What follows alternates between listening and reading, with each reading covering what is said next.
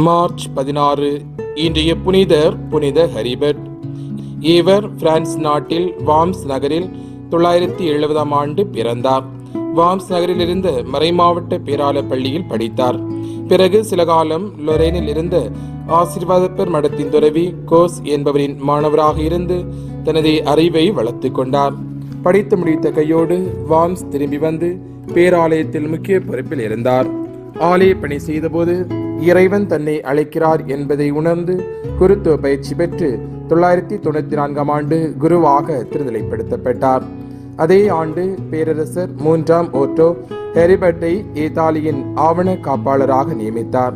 4 ஆண்டுகளுக்கு பிறகு ஜெர்மனியின் ஆவண காப்பாளராகவும் நியமித்து ஹெர்பர்ட்டின் நேர்த்தி மற்றும் நேர்மைக்காக அவரை பாராட்டினார். ஹெரிபர்ட் பேரரசுடன் இணைந்து 996 மற்றும் 997 ஆகிய ஆண்டுகளில் ரோமைக்கு சென்றார். குலோன் நகர பேராயராக ஹெரிபர்ட் அறிவிக்கப்பட்ட பிறகு மீண்டும் இருவரும் 999 ரோமைக்கு சென்றார்கள். திருத்தந்தை 2ஆம் சில்வஸ்டரிடமிருந்து 999 ஜூலை 9ஆம் தேதி பேராயருக்கான உத்தரவு மற்றும் முத்திரை மோதிரத்தை ஹெரிபர்ட் பெற்றார்.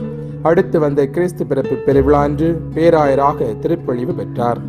ஹெரிபர்ட் 1003 திரவு மடம் எழுப்பி தமது புதுமைகளால் மக்களுக்கு பல நன்மைகளை புரிந்தார். ஒருமுறை மழையே இல்லாமல் மக்கள் திண்டாடினார்கள். ஹெரிபர்ட்டிடம் வேண்டுதல் வைத்து மன்றாடினார்கள். இவரின் பரிந்து பேசலால் மழை பெய்தது. பல்வேறு புதுமைகளுக்கு சொந்தக்காரரான இவர் 1021 மார்ச் 16 அன்று இறந்தார்.